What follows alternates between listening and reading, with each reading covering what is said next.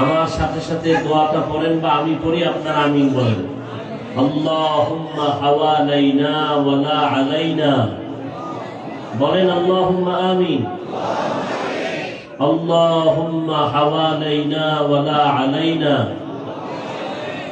আল্লাহুম্মা হাওয়ালাইনা ওয়া লা আলাইনা, আল্লাহুম্মা হাওয়ালাইনা ওয়া লা আলাইনা, اللهم حوالينا ولا علينا، اللهم حوالينا ولا علينا، اللهم حوالينا ولا علينا। আল্লাহ কোরআনের বরকতে, মাহফিলের বরকতে বৃষ্টির থেকে শেষ পর্যন্ত আমাদেরকে হেফাজত করেন। পাগলে দৌড় দিছে, আপনারা পুরুষ না অন্য কিছু?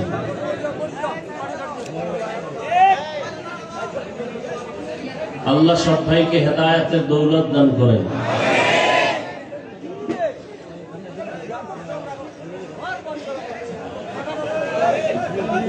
আল্লাহ পাকের দরবারে হাজারো কোটি শুকর যে আল্লাহ পাক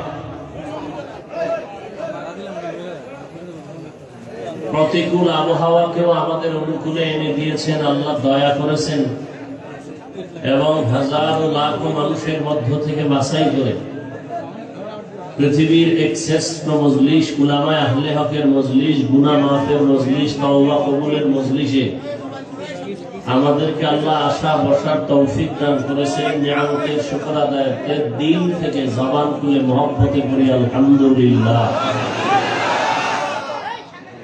দরুদ ও সালাম সৈয়দুল মুরসালিন, রাহমাতুল লিল আলামিন, শফিউল মুযনিবিন, খাতামুন নবিয়্যিন, সৈয়দুস সাকালাইন, ইমামুল মুরসালিন, শফিয়ে আযম, রাসূল আকরাম, রহমতে আলম, নবিয়ুল আরব আল আজম, হাবিবে কিবরিয়া, আশরাফুল আম্বিয়া, সৈয়দুল আম্বিয়া, शफीए महशर, साक़िए कौसर, आक़ाए नामदार, मदीना का ताजदार, आफ़ताब नबूवत, फ़ख्र मौजूदा, सय्यदुल मखलूक़ात, हज़रत मुहम्मदुर रसूलुल्लाह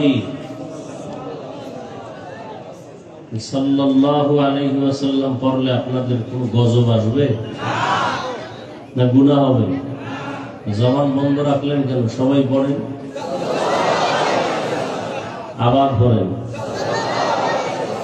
আবার মোহাব্বত লাগায় পড়েন। একবার পড়বেন, তিনটা পুরস্কার আল্লাহ দান করবেন। এক নাম্বার পুরস্কার, জিন্দেগির আমল নামা থেকে 10টা গুনাহ মাফ হয়ে যাবে। কয়বার পড়লেন? তাহলে যদি প্রতিদিন 100 বার পড়েন, 10টা গুনাহ মাফ হবে একবারে, 10টা নেক যোগ হবে।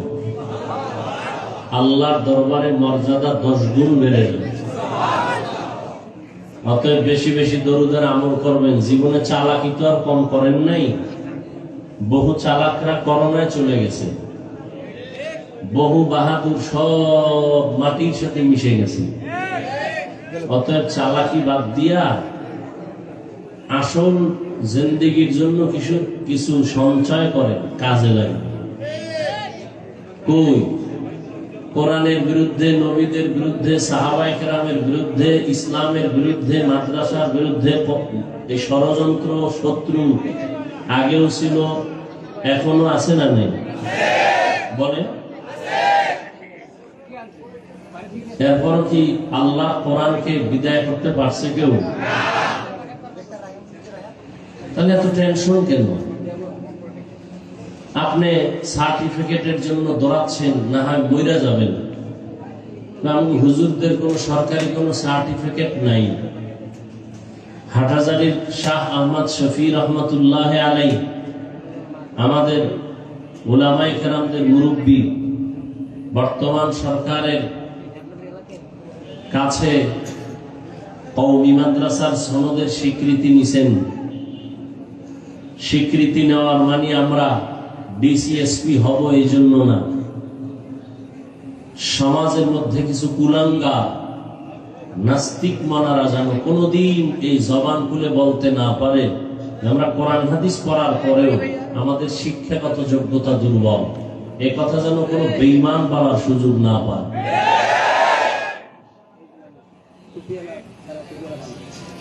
সারা দুনিয়ার ইহুদি খ্রিস্টান সব বিধর্মীরা ইসলামের পক্ষে না বিপক্ষে? সমস্ত দুশ্মন বিধর্মী ইসলামের বিরুদ্ধে। এমনকি মুসলমানদের মধ্যে বহু মুনাফিক আছে, তাদের পক্ষে, খুব বেঈমানদের পক্ষে কাজ করে, ইসলামের বিরুদ্ধে ষড়যন্ত্র করে। এরপরও কি মাদ্রাসা বন্ধ হয়ে গেছে? কোরআনের আওয়াজ বন্ধ হয়ে গেছে? হুজুরেরা করোনায় না খায় মরছে কতজন? লিস্টি আছে কারো কাছে? আছে? রাসূল ১৫০০ বছর আগে চ্যালেঞ্জ দিয়ে গেছেন, দুই জিনিস ধরে রাখো, আমি রাসূল না থাকলেও তোমাদের ঈমানও যাবে না, সম্মানও যাবে না।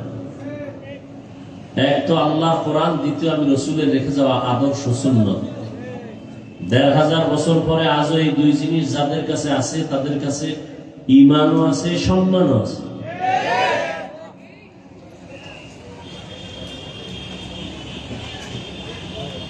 যাদের আয়োজনে আজকের এই প্রোগ্রাম, সময় পরামর্শ অর্থ দিয়ে দোয়া করে উপস্থিত হয়ে মাইক লাইট প্যান্ডেলের ব্যবস্থাপনার মাধ্যমে সহযোগিতা করেছেন এলাকার যুবক, বৃদ্ধ, ব্যবসায়ী, শ্রমিক, চাকরিজীবী, বিভিন্ন শ্রেণী পেশার মানুষ, জনপ্রতিনিধি, প্রশাসন, উলামায়ে হযরত, আইম্মায়ে মাসাজিদ, প্রত্যেককেই আল্লাহ পাক এই খিদমতের বরকতে দুনিয়াতে শান্তি, পরকালে চিরমুক্তির ব্যবস্থা করে দিন।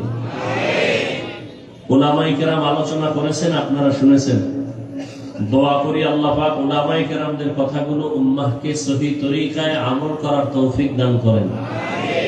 উলামায়ে কেরামের ইজ্জতকে আল্লাহ বেশি বেশি বাড়ায় দেন। যারা ফেসবুকে এবং মিডিয়ার মাধ্যমে উলামায়ে কেরামের বিরুদ্ধে লেখে, ষড়যন্ত্র করে, অনর্থক তাদের সম্মান নষ্ট করতে চায়, আল্লাহ ওদের হেদায়েত দান করেন। এই কথাগুলো এজন্য বললাম, কিয়ামত পর্যন্ত আর এক সেকেন্ডের জন্য নবীজি আসবেন? সত্য কথাটা স্বীকার করবেন, মানেন আর না মানেন, কিয়ামত পর্যন্ত আর কোনদিন এক সেকেন্ডের জন্য কোন সাহাবায়ে কেরাম আসবেন? কোন বুখারীর ইমাম, ইমাম মুসলিম আসবেন? ইমাম আবু হানিফা আসবেন? ইমাম শাফিঈ, ইমাম মালিক, ইমাম আহমদ বিন হাম্বল আসবেন? আসবেন না। ভালো করে বুঝেন, আমাদেরকে তো আপনারা বোকা বলেন, আমরা হুজুরেরা বোকা। আসলেই আমরা বোকা, সত্যি আমরা বোকা। না হয় আপনারা আমাদের যে পরিমাণ গালি দেন, আমরা আপনাদের হাসি মুখে সালাম দিই। আমরা যদি বুদ্ধিমান হইতাম, কত আগে আপনাদের সাথে ঝগড়া পিটাপিটি লাগতো। আমরা কিচ্ছু বলি না। আমি টুপি মাথায় দিই 24 ঘন্টা, আর আপনি টুপি নাই, গালি দেই না। দেখলে বলি ভাইজান কেমন আছেন। আমি দাড়িওয়ালা, আপনি দাড়ি রাখেন না, বরং দাড়ির বিরুদ্ধে যথেষ্ট পরিমাণ বাজে কথা বলেন। কখনো আপনাকে গালি দেই নাই, বরং দেখলে সালাম দিই। বোকা না হইলে করতাম না। আমরা বোকা। হ্যাঁ, তো বোকারা কি বলে একটু শুনে যাই। আল্লাহ তো ভালো মন্দ যাচাই করার জন্য জ্ঞান দান করেছেন। একটু জ্ঞান খাটায় কিছু কথা শুনলেন, মানেন আর না মানেন, সত্য হলে সমর্থন দিয়ে যে হ্যাঁ এটা সত্য। তাহলে কিয়ামত পর্যন্ত নবী, সাহাবায়ে কেরাম কেউ আসবে? সবাই একমত? কোন ইমাম আসবেন? বড় পীর আব্দুল কাদের জিলানী আসবেন? খাজা মাইনুদ্দিন চিশতি আজমিরি আসবেন? আসবেন না। এবার আসেন, আমরা কি জান্নাত পেতে চাই? দিল থেকে বলেন, সবাই কি জান্নাত চাই? আল্লাহ কবুল করেন। এখন জান্নাত কোন জায়গায় গেলে পাবো, কোন রাস্তায় গেলে পাবো, এই ঠিকানা আছে কোরআন হাদিসে। কোথায়? এই পণ্ডিতেরা খুব খেয়াল করেন, যারা বসে বসে আলেমদের মাফেন, এর মধ্যে কিছু নাই। আপনার মধ্যে কি আছে একটু হিসাব করেন তো। জান্নাতের ঠিকানা আছে কোথায়? কোরআন হাদিসে। বলেন কোথায় আছে? কপাল খারাপ আপনার, আপনি কোরআনের আরবি বুঝেন না, ব্যাখ্যা তো পরের কথা, হাদিসও বুঝেন না। জান্নাতেও যাইতে চান, জান্নাতের ঠিকানা কোরআন হাদিসের মধ্যে, শুধু তরজমা না, তাফসীর। এই কোরআন শরীফের ওজন 250 গ্রামও হবে না, 250 গ্রামও হবে না, কিন্তু হাকিকতের ওজন কত? কেউ একবারও ভাবছেন যে এই কোরআনের একটা বিষয়ের নাম দর্শন? একটা বিষয় কি? কোরআনের একটা বিষয় দর্শন। এই দর্শনের উপরে দার্শনিকগণ যেই পরিমাণ ভলিউম তৈরি করেছে, এগুলো যদি কেউ অধ্যয়ন করে 1000 বছর হায়াত পাইলেও শেষ করতে পারবে। কোরআনের আরেকটা বিষয়ের নাম তাফসীর। কোরআনের এই 250 গ্রাম কোরআনের হাদিস, কোটি কোটি হাদিস, সব কোরআনের ব্যাখ্যা। তাফসীর কোরআনের ব্যাখ্যা। কোরআনের আরেকটা বিষয় আছে ফিকহ, যেই ফিকহ পড়লে বর্তমানে মুফতি বলে। কোরআনের একটা বিষয় আছে ফাসাহাত, বালাগাত, ইলমে বালাগাত, ইলমে নাহবু, গ্রামার।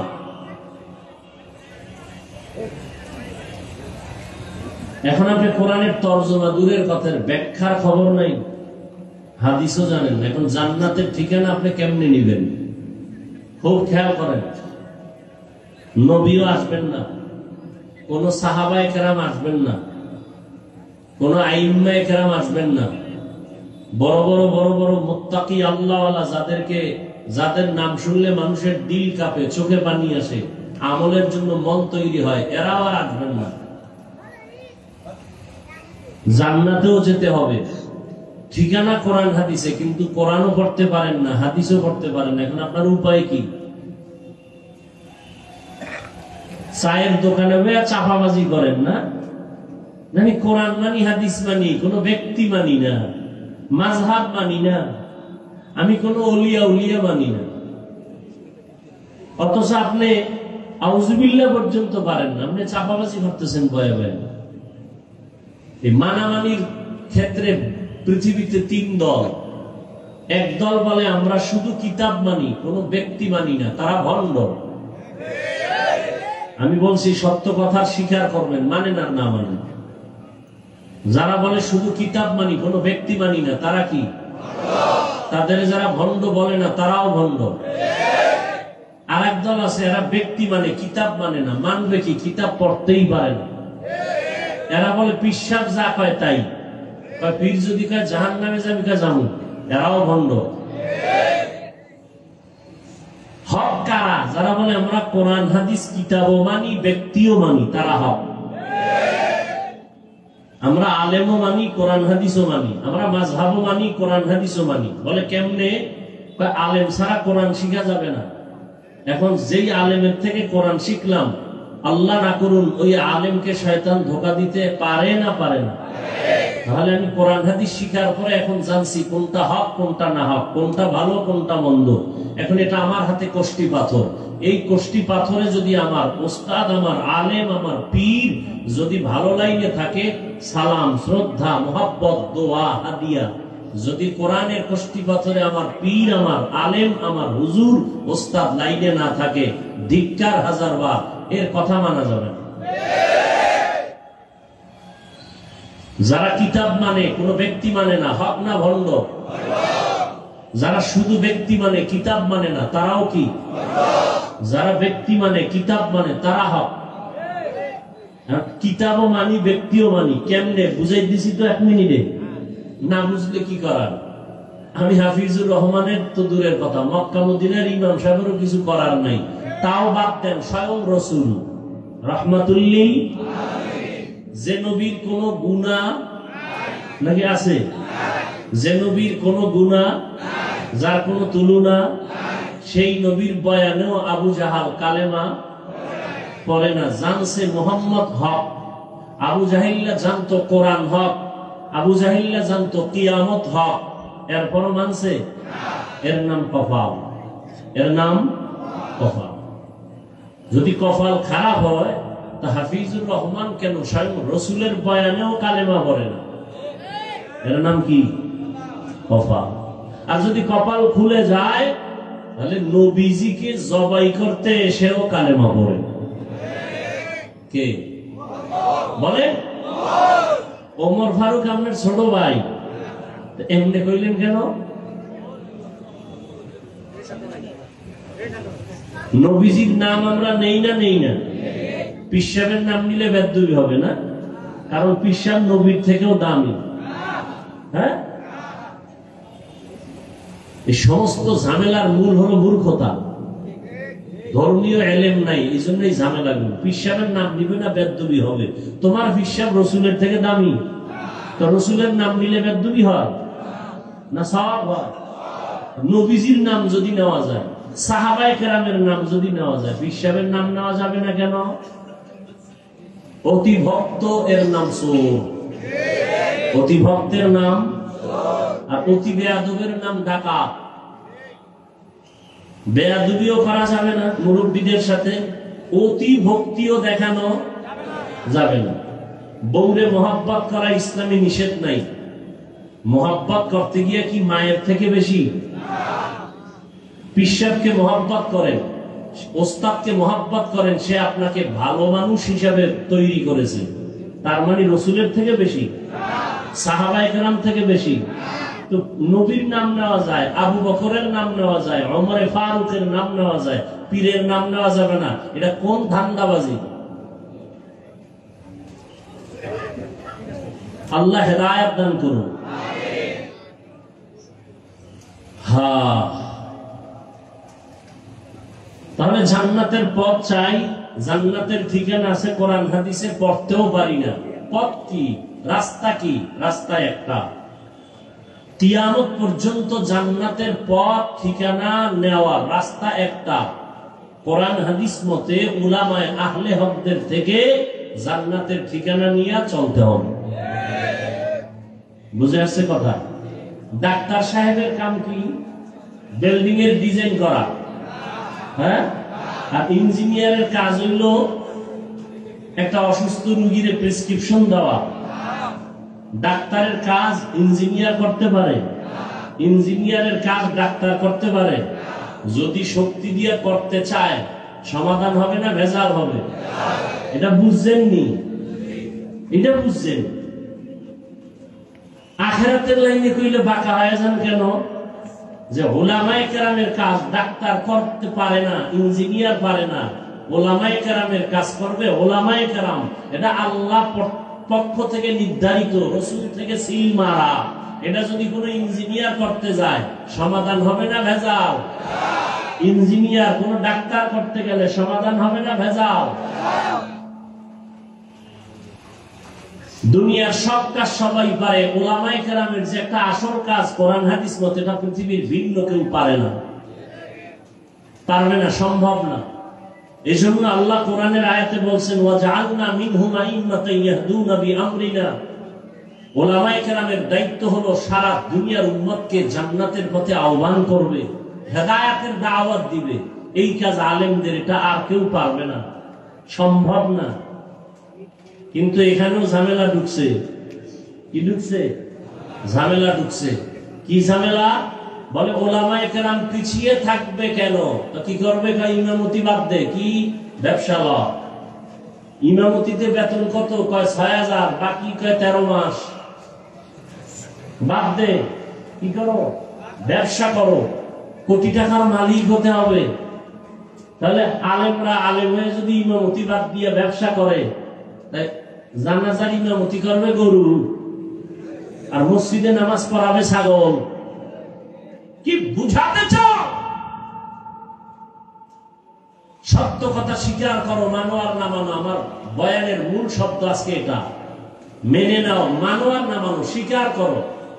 বোকা মানুষ কি বলে যাই লিখে রাখো, ভালো করে বুঝো।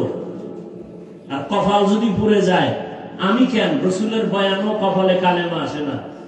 আর কপাল যদি খুলিয়েই যায়, তো নবীকে তরবারি নিয়ে গলা কাটতে এসেও কালেমা পড়ে নেয়, এর নাম কপাল।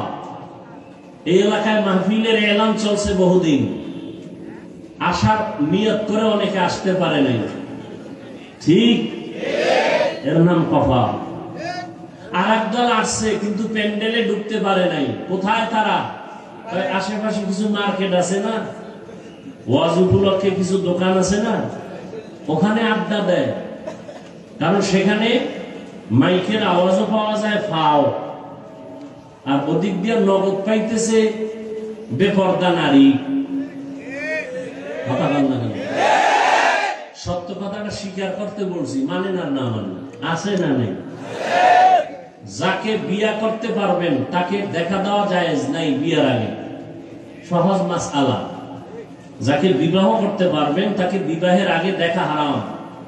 ইচ্ছা করে একবার দেখবেন একটা কবিরা গুনাহ, একটা কবিরা গুনার শাস্তি ৭,০০০ বছর জাহান্নামের আগুন। মানেন আর না মানেন, স্বীকার করেন। আর যদি কেন আমি ভুল বলি, আসেন, আল্লাহর কোরআন আছে। আমনে কোন নেতা, আপনার থেকে বড় বড় বড় বড় বড় বড় বড় বড় সৃষ্টির মাস্তানরা পর্যন্ত কোরআন নিয়ে কম চালাকি করে নাই। ১৫০০ বছর পর্যন্ত মাথা নত করে গেছে, সারেন্ডার করেছে, কালেমা পড়েছে, একটা ভুল কোরআন থেকে বের করতে পারেনি। আপনি কয় নাম্বারের মাস্তান? আল্লাহ আমাদের সবাইকে হেদায়েত দান করুন। আল্লাহ। তো উলামায়ে কেরামের ইজ্জত আল্লাহ বাড়ায় দেন, এই জন্য দোয়া করলাম। যারা ফেসবুকে আলেমদের বিরুদ্ধে লেখে, এরকম কিছু আল্লাহর বান্দা আছে না নেই? আছে না নাই? সারা বাংলাদেশে আমি বলি, এরা মা বাবার চূড়ান্ত অভিশপ্ত সন্তান। মা বাবার অভিশপ্ত সন্তান ছাড়া আলেমদের বিরুদ্ধে ফেসবুকে মিডিয়ায় চক্রান্ত করতে পারে না। যারা করে ওরা মা বাবার অভিশপ্ত সন্তান। আল্লাহর কাছে দোয়া করি আল্লাহ ওদের হেদায়েত দান করেন। তো আমি যে আয়াত পড়েছি এবং রাসূলের হাদিস থেকে সংক্ষিপ্ত একটি হাদিস পড়েছি। আয়াত হাদিসের আলোকে ইখলাস ও রুহানিয়তের সমন্বয়ে সহি তরিকায় সহি নিয়তে সহি কিছু কথা আমাকে বলার মতো, আপনাদেরকে শুনবার মতো দয়াময় আল্লাহ তৌফিক দান করুন। وَلَنَبْلُوَنَّكُمْ بِشَيْءٍ مِّنَ الْخَوْفِ وَالْجُوعِ وَنَقْصٍ مِّنَ الْأَمْوَالِ وَالْأَنفُسِ وَالثَّمَرَاتِ وَبَشِّرِ الصَّابِرِينَ।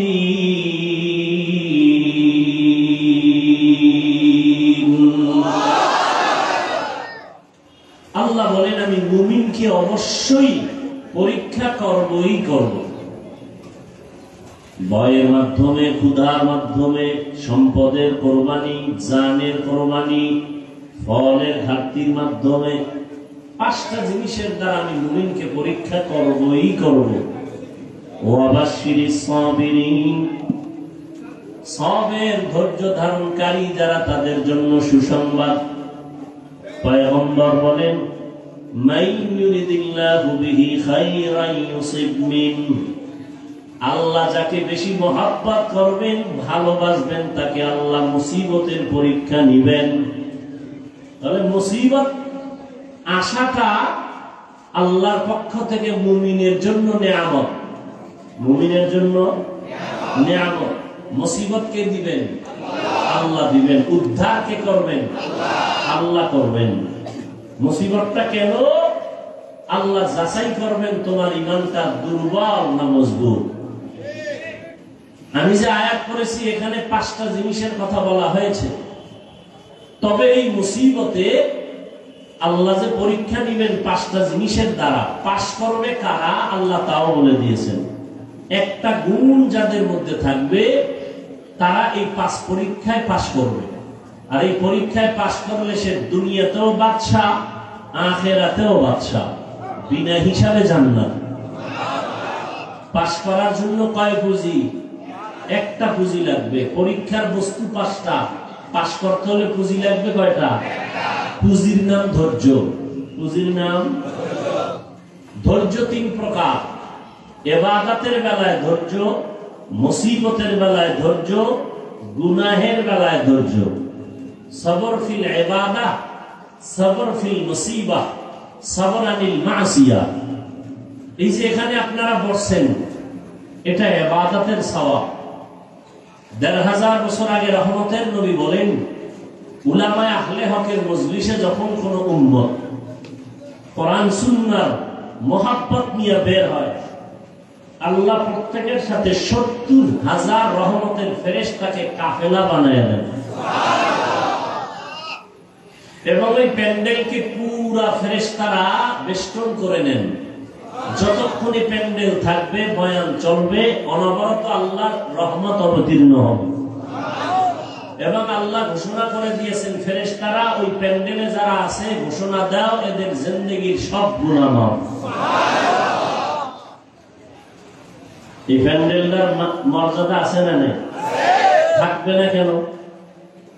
দুনিয়ার কোন টাকাওয়ালা যদি এতগুলো মানুষ এই বৃষ্টির মধ্যে বসায় রাখতে চাইতেন, বৃষ্টিতে কেউ বসে থাকতো? এক নাম্বার, তার কতটা পেরেশানি হতে হতো। লোকগুলোকে আনার জন্য আসা যাওয়ার ফ্রি গাড়ি দেওয়া লাগতো। কথা বলেন, সত্যটা বলেন না? গাড়ি দেওয়া লাগতো কি ফ্রি। আসার পরে বসার ব্যবস্থা থাকতো, ভিআইপি যারা তাদের জন্য আলাদা চেয়ার, যারা নন ভিআইপি তাদের জন্য আলাদা ব্যবস্থা থাকতো, 2 পার্ট। কথা ঠিক? এরপরে ফাঁকে ফাঁকে নাস্তা, নাস্তা না পাইলেই চেয়ারের বাড়ি কি। এরপরে মানুষগুলোকে নিয়ন্ত্রণ করার জন্য রাখতো পুলিশ, র্যাব।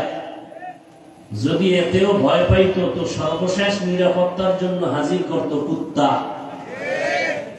কারণ মানুষের উপরে বিশ্বাস নাই, কুত্তা বেঈমানি করে না, মানুষ বেঈমানি করে। কোনদিন কোন কুকুর মালিকের সাথে বেয়াদবি করেছে পৃথিবীতে কোনো প্রমাণ নেই। পশ্চিমা বিশ্বে খবর নিয়ে দেখেন, কুত্তা নিয়ে মালিক ঘুমায়, মহিলা ঘুমায়, কুত্তা নিয়ে কোলে নেয়, বাচ্চাকে কোলে নেয় না। কুত্তা পশু জাতির মধ্যে মালিকের চূড়ান্ত বিনয়ী গোলামির মধ্যে কুকুরের থেকে আর কেউ নেই। কুকুর হলো সব থেকে শ্রেষ্ঠ মালিকের গোলামির মধ্যে। কিন্তু একটু চিন্তা করেন তো, এটা একটা কোরআনের মাহফিল, দ্বীনের মাহফিল। আপনাদেরকে আসা যাওয়ার কোনো গাড়ি ভাড়া দেওয়া হয়েছে? কেউ নিজে ভাড়া দিয়ে আসছেন, কেউ পায়ে হেঁটে আসছেন, ঠিক না? নাস্তা দিছে? দিবে? দিবে না। বরং কিছু টাকা মাহফিলের জন্য রেখে দেওয়া হলো। বসার জন্য ভিআইপি ব্যবস্থা, নন ভিআইপি আলাদা করা আছে। বরং পৃথিবীতে এরকম 3rd ক্লাসের বিছানা আর নাই যেটা আপনাদের দেওয়া হয়েছে। কোন বিবাহের অনুষ্ঠানে বিছানা দিলে কি পরিমাণ জুতা খাবে, ঠিক না? কিন্তু এই দুর্বল বিছানা অনেকে মাটিতে পড়ছেন, কোন কষ্ট আছে? এগুলো মানুষকে নিয়ন্ত্রণের জন্য পুলিশ আছে কতজন? র্যাব আছে কয়জন? কুত্তা আছে কয়টা? নাই। একটা মানুষ কোন চুপচাপ নিজ দায়িত্বে কোনো আওয়াজও নাই। কপাল খুললে শুধু এই কথাগুলোর দ্বারাই মানুষের হেদায়েত এসে যায়। যেটা কেমনে সম্ভব? এতগুলো মানুষকে দুনিয়ার টাকাওয়ালারা আনতে গেলে গাড়ি লাগতো, র্যাব লাগতো, পুলিশ লাগতো, নিয়ন্ত্রণ লাগতো, খানা দাওয়া লাগতো, বসার ব্যবস্থা ভিআইপি। এরপর কত জায়গায় মারপিট, মিডিয়ায় দেখা যায় চেয়ারে চেয়ারে বাড়ি, একই দলের মানুষ। এই খাওয়ান দাওয়ান গুলো একই লেখিলি হয়ে যায়, আছে না নেই? অথচ এখানে বৃষ্টি দেখেন কি বৃষ্টি হলো। এরপর মানুষ আল্লাহর রহমতে বসে আছে, কোনো আওয়াজ নাই, কষ্ট নাই, খানারও চিন্তা নেই। এই মুহূর্তে কাউরে টেলিফোনও যদি কেউ করে, রিসিভ করবে না, কেটে দিবে। আবার দিলে আবার কাটবে, আবার দিলে আবার কাটবে। চতুর্থবার যদি দেয় তখন কান্দারে নিচে নিয়ে আসতে করে বলবে, 4-3বার কেটে দিলাম, আবার তুই টেলিফোন করলা, তুমি বুঝো না আমি ব্যস্ত। আর যদি টেলিফোনটা ম্যাডাম করে তো আজকে রাত্রে তো খবর আছে। হাসার কথা না, বুঝার কথা। যেটা কেমনে সম্ভব? এই অবস্থা দেখার দুনিয়াতে বহু বিধর্মী কালেমা হচ্ছে। এটা কেমনে সম্ভব? একমাত্র আল্লাহর মহব্বত আর রাসূলের আদর্শ মানার কারণেই সম্ভব। এটাই জ্বলন্ত প্রমাণ আমরা মুসলমান শান্তির জিন্দেগি চাই, অশান্তি চাই না। আমরা মুসলমান মদিনার আদর্শ নিয়ে চলে, নিজেও শান্তি চাই, অন্যকেও শান্তি দিতে চাই, কলহ চাই না, দ্বন্দ্ব চাই না, মারপিট চাই না। কি আল্লাহ কোরআনে বলছেন, কেউ যদি অন্যায়ভাবে কাউকে হত্যা করে সে সারা দুনিয়ার মানুষকে হত্যা করার গুনাহে শামিল। আজকে তো কুত্তা মারলে মানুষ কষ্ট পায়, মানুষকে জবাই করতে কষ্ট পায় না। আল্লাহ সবাইকে হেদায়েত দান করুন। তো যে পুঁজি লাগবে, পুঁজিটার নাম কি? ধৈর্য। এখন আপনারা বসে আছেন, এটা ইবাদতের ধৈর্য, এটা ইবাদতের সওয়াব। যাদের ধৈর্য আছে তারা আছে, যাদের ধৈর্য নাই তারা বৃষ্টি দেখে আসেই নেই। আর একদল আইসে অর্ধেক পথে দৌড়, আবার একদল প্যান্ডেলে বইয়াও দৌড়। বৃষ্টিতে মরবে মরবে, তবে বৃষ্টিতে মরবে না, এটা তার আব্বার মান্যত করা, এই জন্য উঠা দৌড় দিছে। কথা বান্দা চাইলে কিছুই হয় না, আল্লাহ চাইলে সব হয়। আল্লাহ চাইলে সব। কেউ চাইছে আজকের মাহফিলটা না হোক, একজন একটু বৃষ্টি হওয়াটা খুশির কারণ, এরা খুশি হয়েছে না। কিন্তু যারা চাইছে হোক, তাকে অন্তরে কষ্ট আছে না। আল্লাহ তবুও একটু খুশি করলাম। হয়তো তুই মনে মনে ভাবতেছ বৃষ্টি না হলে মনে হয় আরো সুন্দর হতো, লোকজন বেশি হতো না। আমি আল্লাহ যা চাইছি তার উপরে শুকর আদায় কর। ধৈর্য বড় দামি একটা সম্পদ। ইবাদতের বেলায় ধৈর্য না থাকলে কোনোদিন ইবাদত করা যাবে না। মুসিবতের বেলায় ধৈর্য, এই যে বৃষ্টি, এটা একটা মুসিবত। আল্লাহ ওয়াদা করছেন আমি মুসিবত দিব। তো মুসিবত যখন আসবে ঘাবড়াইও না। ইযা আসাবাতহুম মুসিবাহ ক্বালু ইন্না লিল্লাহি ওয়া ইন্না ইলাইহি রাজিউন। মুসিবত যখন আসবে তখন তুমি দোয়া করো, ইন্না লিল্লাহি ওয়া ইন্না ইলাইহি রাজিউন। আল্লাহর পক্ষ থেকে আসছে, আল্লাহর কাছেই ফিরে যাব। মুসিবত থেকে হেফাজত করো। আল্লাহ পাক চাইবেন যা তাই হবে, বান্দা চাইলে কিছুই হবে না। বান্দা কিছুই হবে না। সমুদ্রের ভেতর স্টিমার চলে, মালবাহী জাহাজ, মালিক ঢাকায় অফিসে বসে আছেন, সমুদ্র অনেক দূর। খবর আসলো জাহাজ পানির তলে গেছে, তুফান, বাতাস, বৃষ্টি। মালিক বলে আল্লাহর জাতের কসম, আমার জাহাজ পানির নিচে যায় নাই, ডুবে নাই, মাল নষ্ট হয় নাই। তুমি দেখছো নি কয় না, জিব্রাইল আইসিনি বলে না, গায়েব জানুনি কয় না, তো বল্লা কেমনে কয় খবর নাও। সমুদ্রের মাঝে গিয়ে খবর নিয়ে দেখেন অন্য জাহাজগুলো ডুবে গেছে, মাল নষ্ট হয়েছে। ওই মালিকেরটা এখনো অক্ষত, সুস্থ, নষ্ট হয় নাই। এসে বলে, সাহেব আপনার জাহাজ ডুবে নাই, ঠিকই বলছেন, মালও নষ্ট হয় নাই, তবে আপনি কসম খাইয়া গ্যারান্টি দিয়েছেন কেন? কি পুঁজি আপনার হাতে আছে? বলে রহমতের নবীর হাদিস, রহমতের নবীর তাবিজ। রহমতের নবী বলছেন, যারা মালের হিসাব করে পাই পাই যাকাত দিবে, তাদের মাল আল্লাহ ফেরেশতা দিয়ে পাহারা দিয়ে হেফাজত করবে। আদের কুদরত দানি বার কামাল, আন্তা রব্বি আন্তা হাসবি যুল জালাল, তুহি কাদের জলিলুল্লাহ জাহাদার, বহর হালে তুহি মেরা নেগাহদার। হেফাজতের মালিক কে? কোরআন হেফাজত কে করবেন? দিন হেফাজত কে করবেন? আল্লাহর নামটা জবানে আসে না? মোহাব্বত করে বলেন আল্লাহ। ভালো লাগে না? জীবনে ছেলের নাম নিলা, ছেলের বাচ্চাটারে কত সুন্দর কইয়া আব্বু কইয়া চুমা দিলা 12 বার।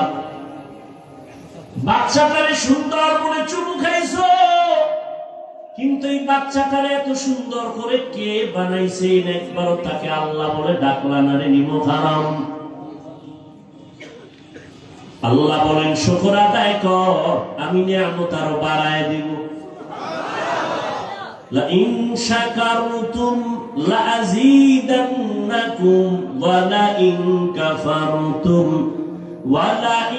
كفرتم إن عذابي لشديد।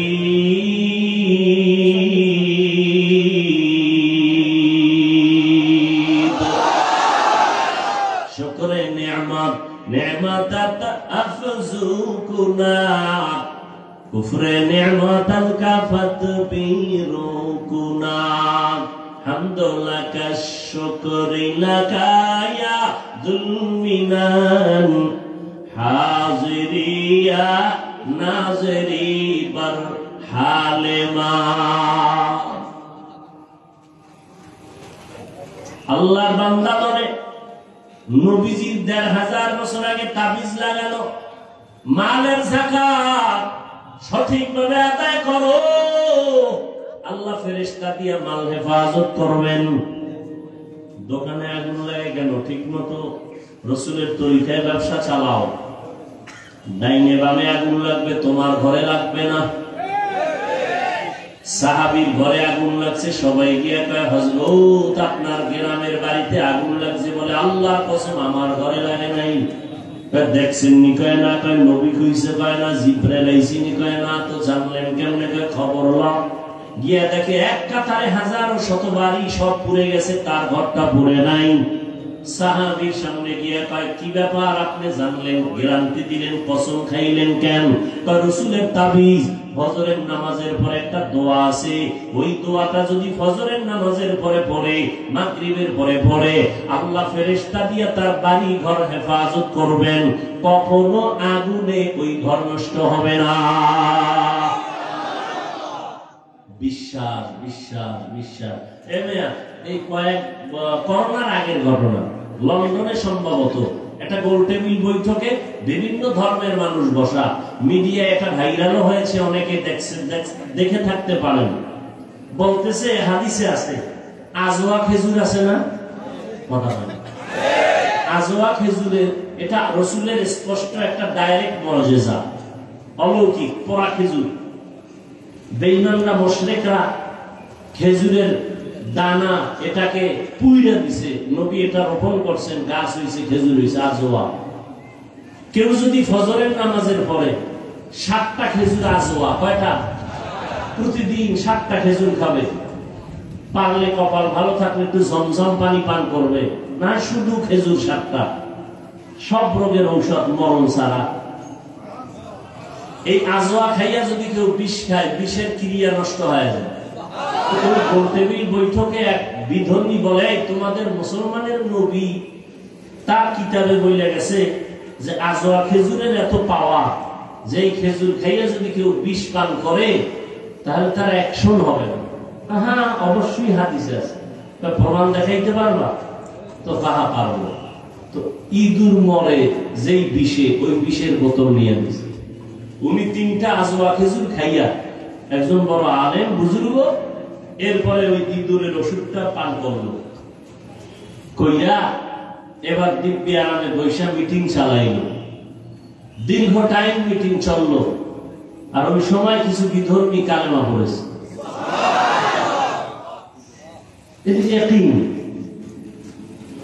বিশ্বাস, যার যে যত পার্সেন্ট বিশ্বাস মজবুত, তার তত পার্সেন্ট ওই কাজে ফলাফল বেশি ভালো। আমরা হুজুর দিয়া দোয়া করান না? কথা বলেন। কোরবানির সময় গরু জবাই দিচ্ছেন, ইমাম সাহেব কই আনেন, হুজুরের দিয়ে করাইছেন কেন? আপনি পারেন না? দোয়া তো বাবার জন্য, আপনি করলে এটা বেশি আছে, হাদিসে বেশি দরকার, হুজুরের দিয়ে করান কেন? সমস্যা তো আপনার ভিতরে জবান না পাক করে ফেলছেন, গাঞ্জা খাইয়া বিড়ি টেনে, মিথ্যা কথা বলেন। জবান পবিত্র রাখেন, আল্লাহর কসম। জবান দিয়ে গালি দিবেন না, মিথ্যা বলবেন না, প্রতারণা করবেন না। এই জবান দিয়ে যখন আপনি যা চাইবেন তাই পেয়ে যাবেন।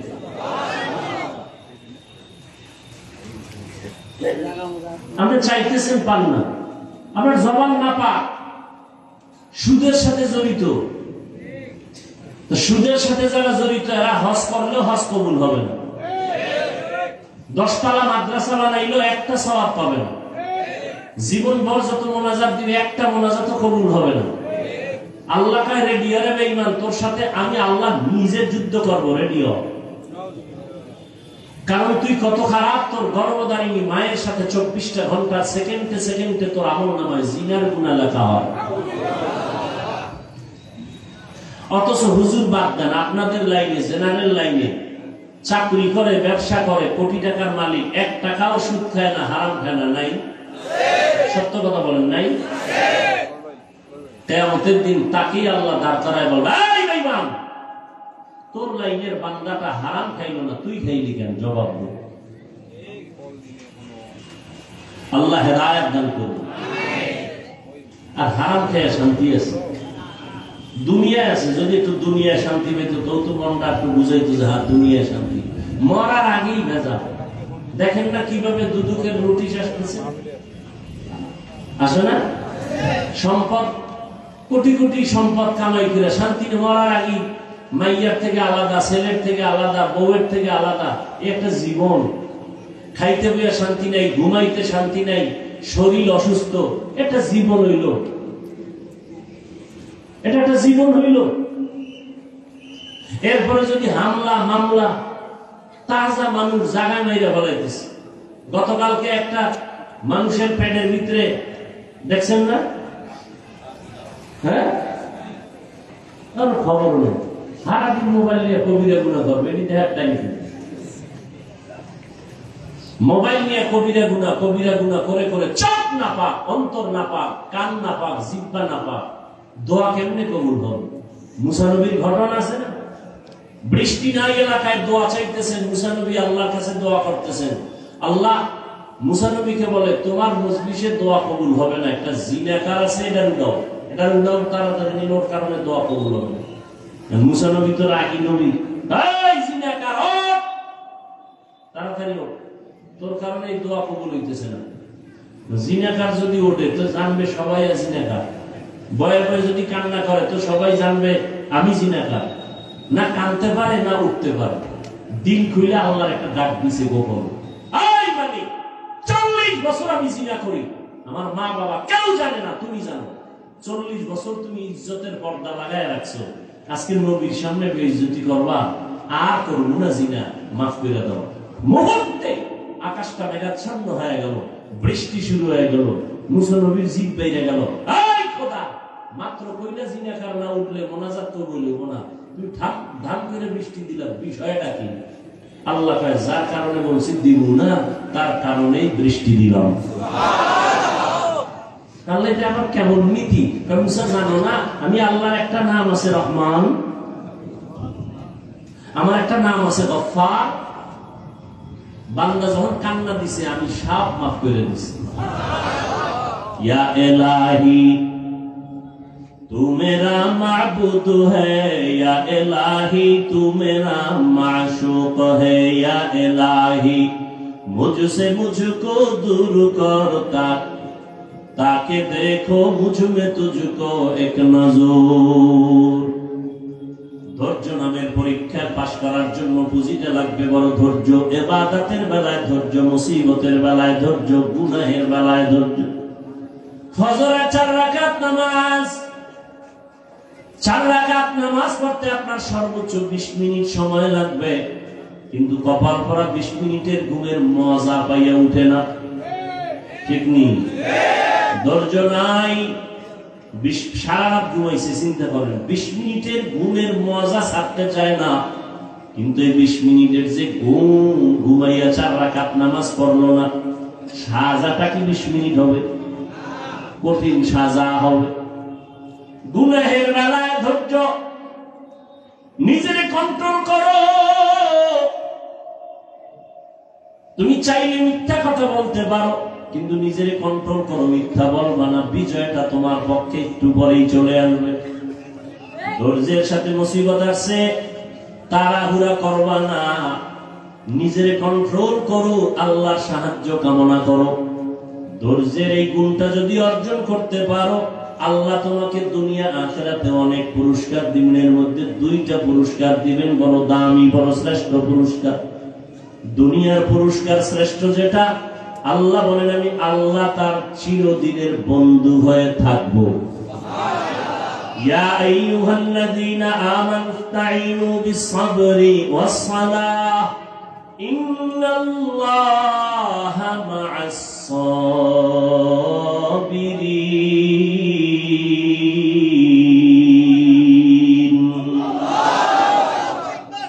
দুনিয়ার পুরস্কার আল্লাহ তার বন্ধু হয়ে থাকবেন, আখিরাতের শ্রেষ্ঠ পুরস্কার হলো আল্লাহ বলেন আমি তাকে বিনা হিসাবে জান্নাত দিয়ে দিব। এই যে পুরস্কারটা কারা পাবে? কারা পাবে? ধৈর্য ধারণকারী। ইন্নামা ইউওয়াফাস সাবিরুনা আজরাহুম বিগাইরি হিসাব।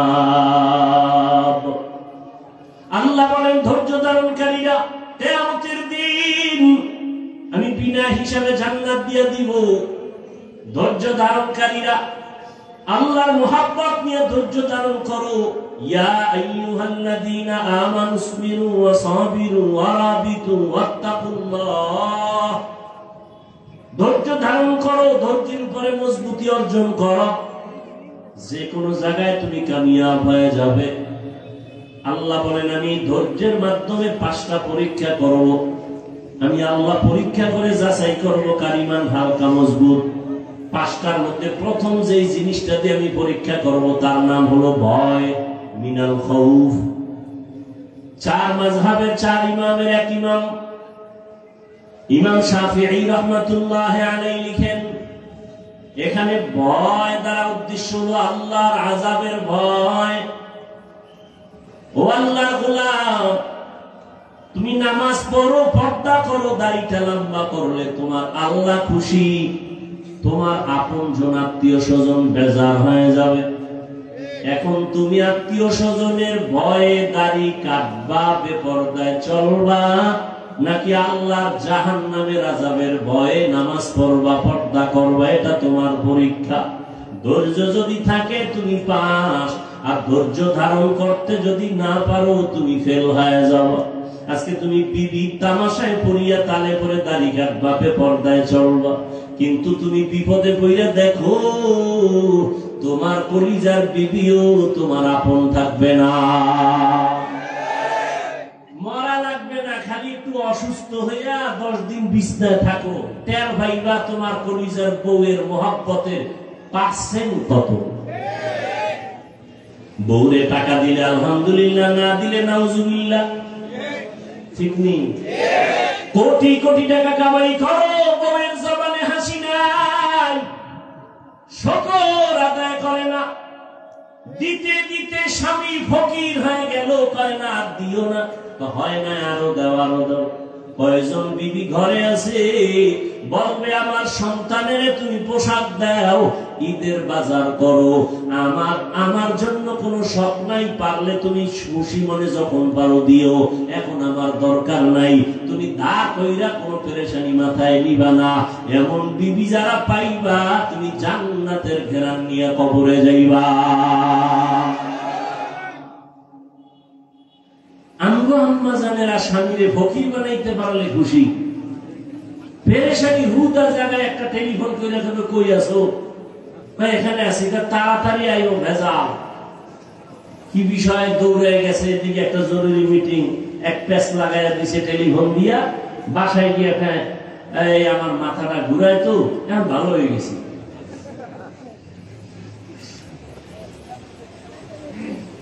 হ্যাঁ, এই জন্য ভালো মেয়ে বিয়ে করো। ধৈর্য বড় দামি একটা সম্পদ। ধৈর্যের পাহাড় পৃথিবীতে স্থাপন করে গেছে ও পর্দার আড়ালের আম্মা জানেরা। ইতিহাস ভালো করে পড়ো। কয়েকদিন আগে আম্মা জানদের ধৈর্যের পরীক্ষা গেল। কোরবানি করেছো মা হাজেরা আলাইহা সালামের ইতিহাস তোমার সামনে চলে আসছে। ইসমাইল নবীর মা কেমনে সন্তানটারে বাবার কাছে চুরির নিচে দিয়া দিল।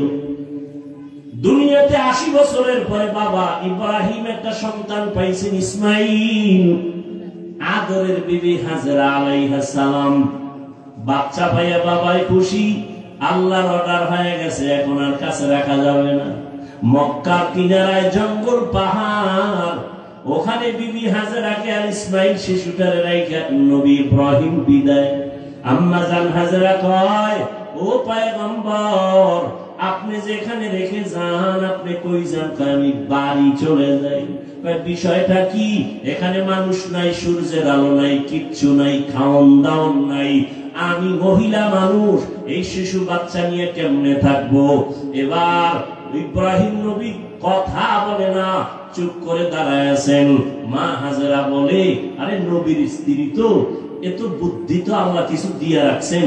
কয়, বড় বউ সারা বিশ্ব সুন্দরী, এর সাথে কোনো দ্বন্দ্ব? ইব্রাহিম নবী মাথা নাড়ায় বলে, না। হাজেরা বুঝতে পারছেন এখানে আল্লাহর হুকুম আছে, এবার আল্লাহর হুকুম হয়েছে নি। এবার ইব্রাহিম নবী জিও বলে না, মাথা দিয়া সম্মত দিলেন, হ্যাঁ। এবার হাজেরা কয়, আল্লাহ যদি অর্ডার করে থাকেন, আমি হাজেরার কোনো আফসোস নাই, দুঃখ নাই, আপনি চলে যান, দোয়া করবেন আল্লাহ যেন হেফাজত করে। মা হাজেরার ধৈর্য, মা হাজেরাকে আল্লাহ এত ভালোবাসেন, এই ধৈর্যের কারণে কিয়ামত পর্যন্ত, ইসরাফিলের সিংহায় ফুৎকার দেওয়া পর্যন্ত মা হাজেরার স্মৃতি আল্লাহ হাজীদের জন্য ওয়াজিব করে দিয়েছেন। ও হাজী সাহেবরা, তোমরা মক্কায় গিয়ে যখন হজ করবা, সাফা মারওয়ায় আমার হাজেরা দৌড়াইছে 7 বার। তোরা যদি দৌড়টা না দেও, আমি আল্লাহ তোদের কারো হজ কবুল করব না। চিন্তা করেন, বালিশে মাথা লাগাইয়া, এটা কেমন কপাল যে হাজেরার দৌড় কিয়ামত পর্যন্ত আল্লাহ বাধ্য করে দিয়েছেন, হাজিরা দিবি দৌড়, না হয় হজ বাতিল।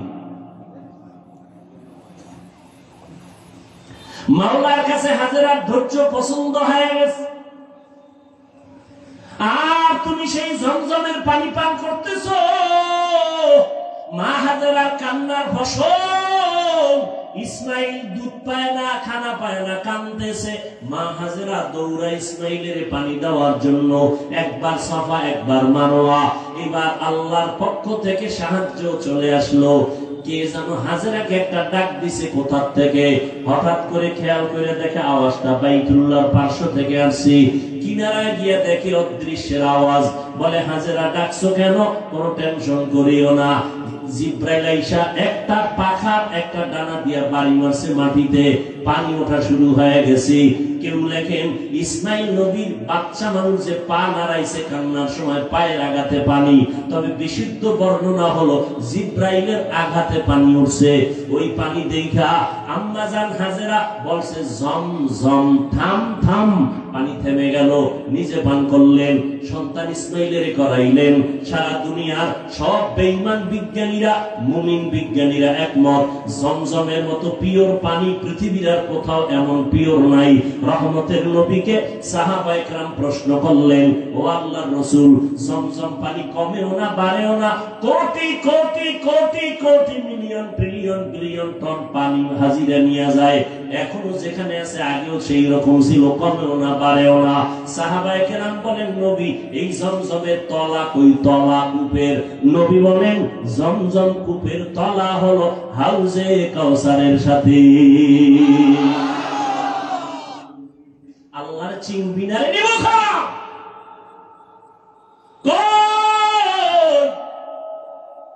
আমগো যে সার্টিফিকেট নাই তো সম্মান কমে নাই।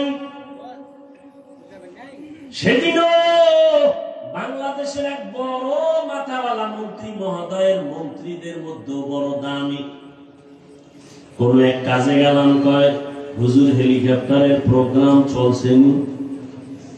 মানে আরেকজনের সাথে পরিচয় করা, চিনেননি হুজুরের, হেলিকপ্টার হুজুর। আমি না, বৃষ্টির মধ্যে কে নিবে? আর আমি নিতে চাই না বেশি। আমি যদি চাই, আল্লাহ সকল, আমি প্রতিদিন কপ্টারে প্রোগ্রাম করতে পারি সারা দেশে।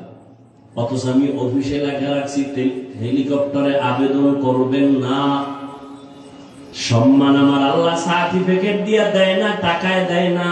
আল্লাহ যাকে সম্মান দিবেন গরিবের সন্তানও ডিসি হয়ে যায়। আল্লাহ পারে না? তো তুমি সার্টিফিকেট দিয়ে কি হয়েছে? এটার পিছনে দৌড়াইয়া আল্লাহ চেনো না, নবী চেনো না, কিসের জন্য দৌড়াও? রিজিক তো কোনো বান্দার হাতে না, কার হাতে?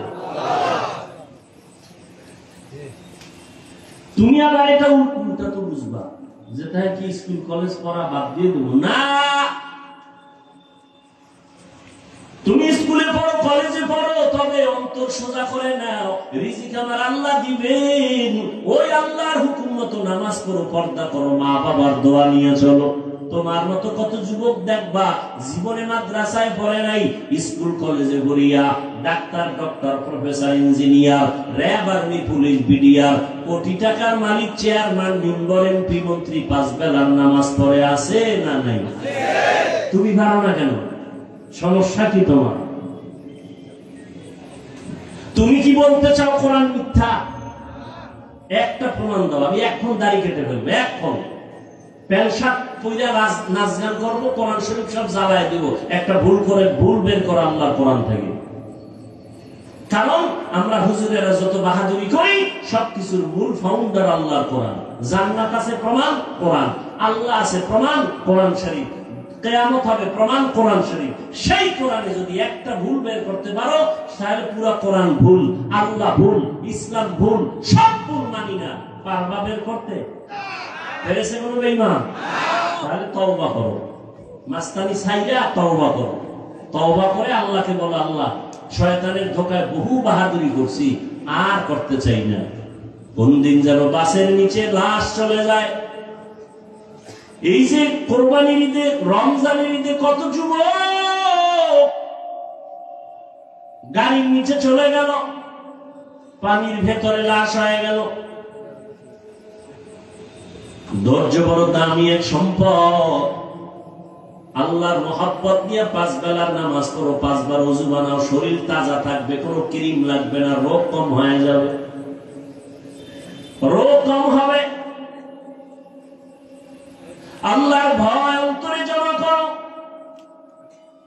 এই ভয়টা 2 প্রকার, আল্লাহর পক্ষ থেকে ভয়, আমার বান্দার পক্ষ থেকেও ভয়। যেমন ইসরায়েলের মধ্যে বেঈমানরা ফিলিস্তিনের মুসলমানদের ভয় দেখায়, মসজিদে আকসা ছেড়ে দাও, না হয় তোমাদের উপরে হামলা করা হবে। বলে হামলা করো, যাই করো, জীবন দিব, আল্লাহর ঘর থেকে আমরা আলাদা হব না। ফিলিস্তিনের দিকে তাকাও, এক বাবা মিষ্টি খাওয়াইতেছে মানুষের আর হাসতেছে। সাংবাদিক বলে বিষয় কি?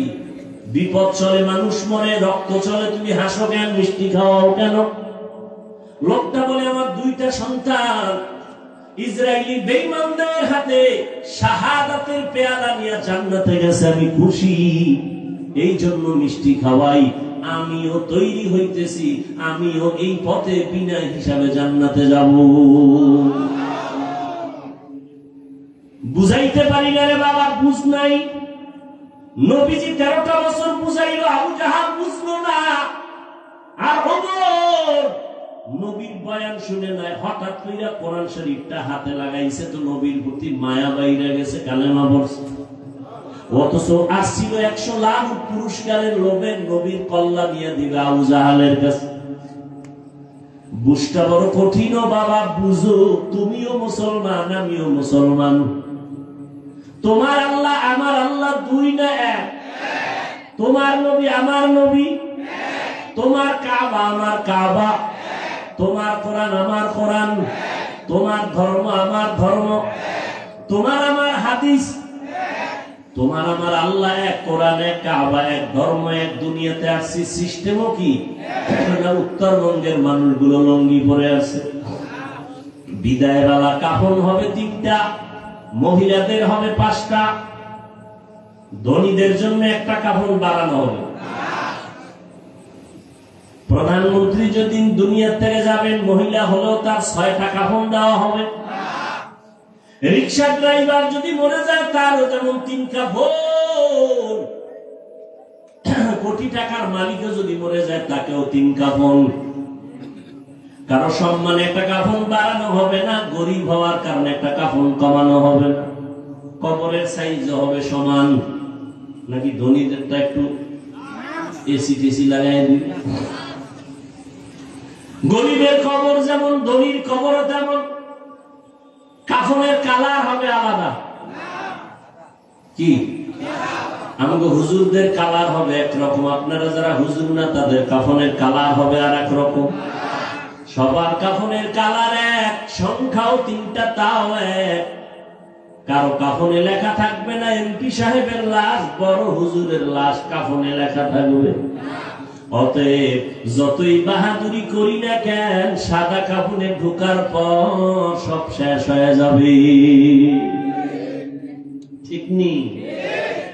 जिंदगी में बंदगी तू कर नहीं, जिंदगी में बंदगी तू कर नहीं, जिंदगी बे बंदगी शर्मिंदा है, जिंदगी बे बंदगी शर्मिंदा है। दुनिया में हो दुनिया का तलबगार न हो, बाजार से गुजर हो खरीदार न हो। ये दुनिया एक मिसले कागज फूल है, ये दुनिया एक मिसले कागज फूल है, जिंदगी में बंदगी तू कर नहीं, जिंदगी बे बंदगी शर्मिंदा है, जिंदगी बे बंदगी शर्मिंदा है।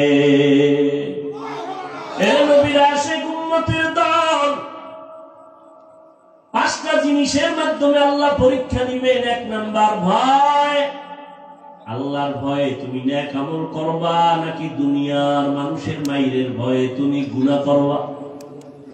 এটাই তোমার পরীক্ষা। ধৈর্য ধারণ করো। এই নিয়ে আমাদের সবাই দুর্বল মনে করে, আসলেই আমরা দুর্বল। টাকা নাই, বাড়ি নাই, গাড়ি নাই। হুজুর গো মাদ্রাসায় পড়াই, হুজুরেরা মাদ্রাসায় পড়ায় 6-7 হাজার টাকা বেতন, 10,000, শহরে গেলে একটু বেশি। ইমাম সাহেবের বেতন বাকি তো 3-4-5 মাস আছেই। আবার ঘরের মধ্যে খানেওয়ালা সংখ্যাও বেশি। হুজুর গো, কথা ঠিক না? আপনাদের তো সংখ্যা কম, কারণ আপনারা ট্যাবলেট খান, আমরা তো খাই না। কারণ আমরা নবীর হাদিস ওই দিন শিখলাম, দেখলাম। নবী বলছেন ওই বাড়ির মাইয়া বিয়া করবি যেই বাড়ির সন্তান বেশি হয়। কারণ কিয়ামতের ময়দানে ইব্রাহিম নবী উম্মত নিয়ে দাঁড়াবে, মুসা নবী উম্মত নিয়ে দাঁড়াবে, ঈসা নবী দাঁড়াবে।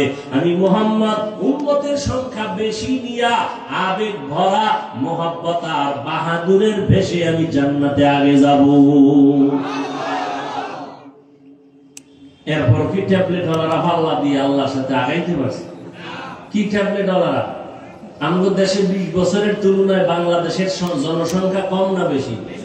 সত্য কথা বলেন তো। ট্যাবলেট কই? ওই একটু আগে বলছি, মনে আছে? বান্দা চাইলে কিছুই হয় না, আল্লাহ চাইলে সব হয়। আল্লাহ যদি কয় আমি কোন বান্দা দুনিয়াতে পাঠাবো, ও ট্যাবলেট কেন? ও যদি ওই মহিলাকে জবাইও করে, এরপর আল্লাহ গর্ভ থেকে বাচ্চা বের করে দিবে। সময় নেই সে ঘটনা বলা। আল্লাহ কি পারেন? আল্লাহ চিনি না, আল্লাহ কি পারেন? ভারতের মতো বিশাল একটা দেশ, যেই ভারত থেকে ইসলামের আলো প্রথম জ্বলছে, যেমন কোরবানি, ইসলামের একটা পৃথিবীর শ্রেষ্ঠ এক ইতিহাস কোরবানি। এটা ভারত থেকে শুরু হয়েছে। এই খবর তো নাই, মানে যদি না কইয়া বয়ান সাইরে দিতে হুজুরের আন্দোলন করবে যে মিশা কথা বললো ভারতের পক্ষে দালালি করবে, মানে হিংসা তো অন্তরে জমা। শুধু কি তাই, পৃথিবীর ইতিহাসে মুসলমানদের এক বিজয়ী এক আওয়াজ হলো হজ। এই হজ শুরু হয়েছে ভারত থেকে। ইসলামের ইতিহাসে হজ শুরু হয়েছে ভারত থেকে। ভারত সরকার যদি হুনি, ইতিহাস আমরা জানি একটা জাতিকে দুর্বল করে দেওয়ার যত মাধ্যম আছে, কিন্তু বড় মাধ্যম ইতিহাস থেকে একে দূরে সরাই দেওয়া, তাহলে জাতিকে নত করানো সম্ভব। ইসলামের ইতিহাস আমরা জানি না, এ কারণে আমি ইমান দুর্বল। আমাদের মুসলমানদের ইতিহাস হলো অগ্নি ঝরা ইতিহাস। আদম আলাইহিস সালামকে আল্লাহ জান্নাত থেকে চরণ দ্বীপে পাঠাইলেন ভারতে। কোথায়? আল্লাহ তাআলা আদমরে দুইটা সন্তান দিলেন, হাবিল আর কাবিল, দুই ভাই। ঘটনা বলার মাকসাদ আমার নাই, আমি সংক্ষেপ বলি। দুই ভাই ঝগড়া করে বিভিন্ন ঝামেলা এক পর্যায়ে হাবিলকে ভাই কাবিল হত্যা করে ফেললো। বহু ঝামেলা হলো, কোরবানি করার আদেশ চলে আসলো আসমান থেকে। দুই ভাই তর্ক লাগাইছে। আদম নবীকে মা হাওয়ার মাধ্যমে প্রতি বছর দুইটা সন্তান আল্লাহ দিতেন, একই মায়ের গর্ভ থেকে, একটা ছেলে একটা মেয়ে। পরের বছর আবার দুই সন্তান, পরের বছর আর দুই সন্তান, এক ছেলে এক মেয়ে। আগের বছর মেয়েটা, পরের বছর মায়ের ভাই বিয়ে করবে। আগের বছরের ভাই পরের বছরের মায়ের গর্ভের আপন বোনের বিয়ে করবে। এটা কি এখনো জায়েজ আছে? এটা শরীয়তে আদম নবীর শরীয়তে হালাল ছিল। আদম নাই, আদমের শরীয়ত নাই। কিয়ামত পর্যন্ত শ্রেষ্ঠ নবীর শ্রেষ্ঠ শরীয়ত চলবে, মুহাম্মদের শরীয়ত দিয়া কিয়ামত পর্যন্ত চলবে। চালাকি করলে কপাল পুড়ে যাবে। তাহলে কোরবানি শুরু হয়েছে কোথা থেকে? কোরআন শরীফের আয়াত। আমি ওই বিষয়ে আলোচনা করব না, এজন্য হালকা বললাম। আর আদম নবী মানব জাতির আদি পিতা আবুল বাশার, তিনি এই চরণদ্বীপ ভারত থেকে পায়ে হেঁটে 40 বারের বেশি বাইতুল্লাহ গিয়া হজ করছেন, হেঁটে হেঁটে। সুবহানাল্লাহ।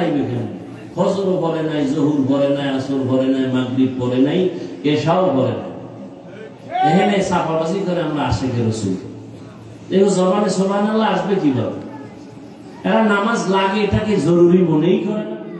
কত বড় বেয়াদব হইলে পায় নামাজ না পড়লাম গো ঈমান তাজা। কত বড় নিকৃষ্ট বেয়াদব।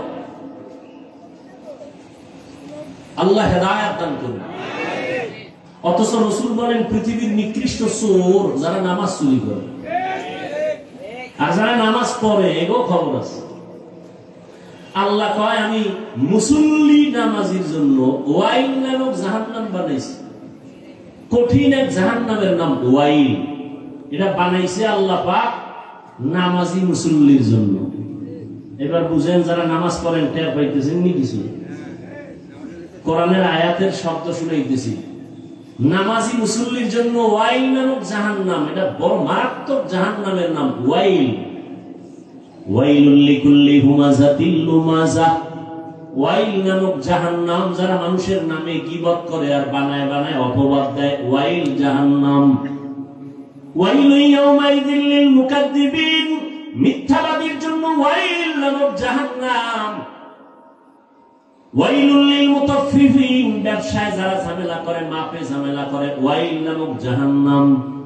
ওয়াইল নামক জাহান্নামটা বড় মারাত্মক। ও আল্লাহর বান্দারা, আর এক আয়াতে আল্লাহ বলেন নামাজির জন্য ওয়াইল নামক জাহান্নাম। আরাইতাল্লাযী ইউকাযযিবু বিদ্দীন ফাযালিকাল্লাযী ইয়াদউল ইয়াতীম ওয়া লা ইয়াহুদ্দু আলা তাআমিল মিসকিন। পরের পরেরটা বাসায় গিয়ে তরজমাটা করেন, ফাওয়াইলুল লিল মুসাল্লিন, মুসল্লির জন্য ওয়াইল নামক জাহান্নাম। এবার যারা নামাজ পড়ে না একটু খুশি নাকি?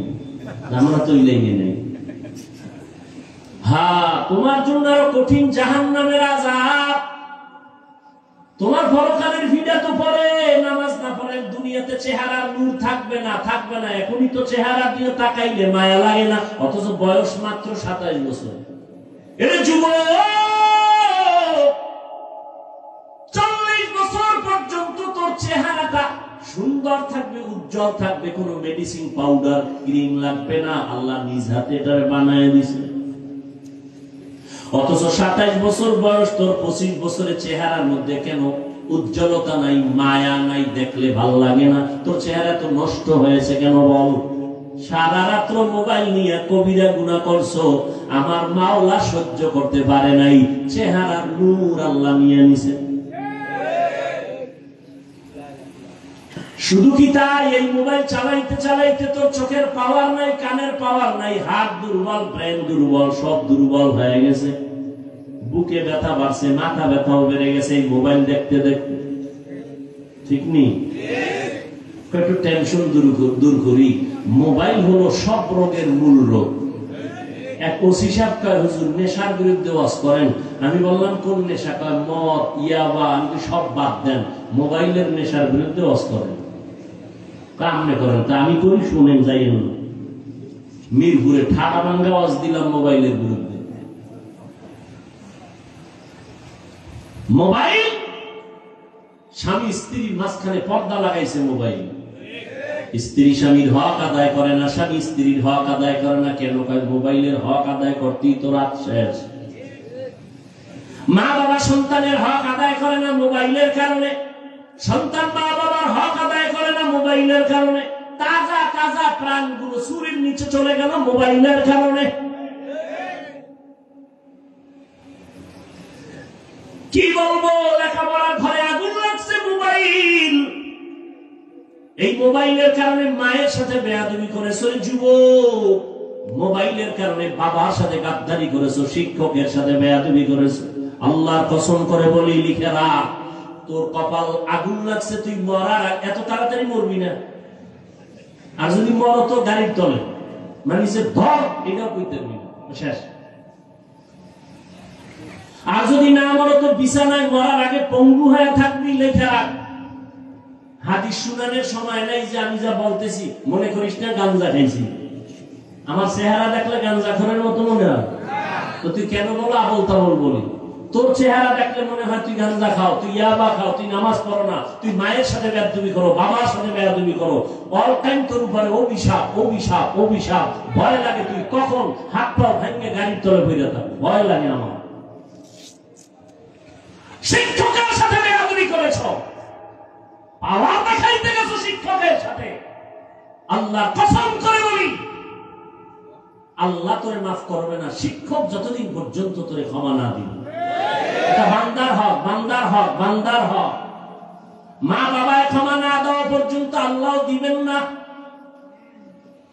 মোবাইলের কারণে মায়ের কাদাইছো রে বেয়াদব। এই মোবাইলের কারণে শিক্ষকের কলিজাটা ফাটায় দিছো দুঃখ দিয়া। অভিশাপ তোর কপালে লাগছে, যে কারণে চোখেও পানি আসে না, মোনাজাতও ধরতে চাও না। অন্তর শক্ত হয়ে গেছে, চেহারার মধ্যে কোনো নূর নাই। মরার আগে বিছানায় পড়ে থাকবি। আর যদি মা বাবার থেকে, শিক্ষকের থেকে, মুরব্বীদের থেকে তওবা নিয়া, ক্ষমা নিয়া মাওলার কাছে মাফ চাও, মুহূর্তে আমার আল্লাহ তোর জীবনটা সব গুনাহ মাফ করে পবিত্র বানায় দিবেন। ও যুবক আল্লাহর গোলাম, হাসতেছো না? খুব মজা লাগতেছে নাকি? মা বাবা বরদোয়া করে শুনে খুব মজা লাগে না? শিক্ষক বরদোয়া করে খুব মজা লাগে। গাড়ির তলে ঘুরে মরবি শুনে খুব মজা লাগে না? অন্তরে একটু দুঃখ লাগে না যে আমি এত খারাপ? অথচ ১৫০০ বছর আগে রসুল কি বলছেন? যুবকেরা আমি মুহাম্মদের উপকার করেছে আর বুড়ারা বিরোধিতা করেছে। যুবক পৃথিবীর একটা অমূল্য সম্পদের নাম যুবক।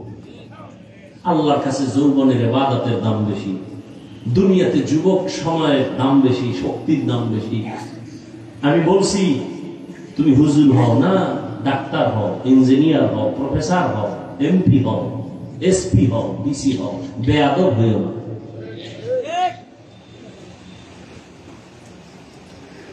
অনেক ডিসি সাহেবের গুণগান, খুব ভালো, খুব ভালো, এসপি সাহেব ভালো, মেম্বার ভালো, চেয়ারম্যান ভালো, নাই? সবকিছুর ভালোর পেছনে মায়ের অবদান, মায়ের দোয়া। মা বাবার দোয়া, চোখের পানি না থাকলে কোন সন্তান এই দুনিয়ায় সম্মানের চেয়ার পাইতো না। কিন্তু কত সন্তান বুঝেও না যে মা বাবার দোয়ার কারণে এখানে বসছে। মা বাবার খোঁজ খবর নেয় না, মা বাবার জন্য দোয়াও করে না। বন্ধু বান্ধবের টাকা পয়সা বিলায়, মা বাবার জন্য বিলাইতে পারে না। বাইতুল্লাহ যাই একটু আল্লাহরে ডাকবে, টাকা আছে, কপাল নেই। ঠিক নেই? বছরে 2-3 বার যাইতে পারে, একবারও যায় না। জিগাইলি কয় এই সমস্যা, এই সমস্যা, কপাল বড় খারাপ। ও আল্লাহর বান্দারা, আল্লাহ পাক বলেন আমি 5টা জিনিসের মাধ্যমে পরীক্ষা নিব। 1 নাম্বার আল্লাহর ভয়, দ্বিতীয় পরীক্ষা হলো ক্ষুধা। ইমাম শাফিঈ রাহমাতুল্লাহ আলাইহি বলেন ক্ষুধা মানে এখানে উদ্দেশ্য হলো রোজা। এই যে রমজান মাস গেল, কত কুলাঙ্গারের বাচ্চারা এই বাংলাদেশে বলছে ঘরের মধ্যে কি ভাতের অভাব আছে, রোজা রাখবো কেন? বলে নাই? আমরা কি ভাতের অভাবে রোজা রাখি? রোজা তো হিন্দুরাও রোজা রাখে, খ্রিস্টানেরাও রাখে, ইহুদিরাও রাখে। দুনিয়াতে এমন কোন ধর্মের মানুষ নাই যে ধর্মের মধ্যে রোজার আইন নাই, তবে তাদের নাম আলাদা, সিস্টেম আলাদা। আমরা কই রোজা, তারা কয় না খাওয়ার সাধনা। কোন কোন ধর্মেও দেখছি এরকম লেখা, না খাইয়া যদি মরতে পারে বিনা হিসাবে জান্নাত পাবে। কিন্তু আমরা মুসলমানেরা না খাওয়ার সাধনা করি না, বরং না খাওয়ার ভেতর থেকে আল্লাহ পাওয়ার সাধনা করি। পরকালের সওয়াব বাদ দাও।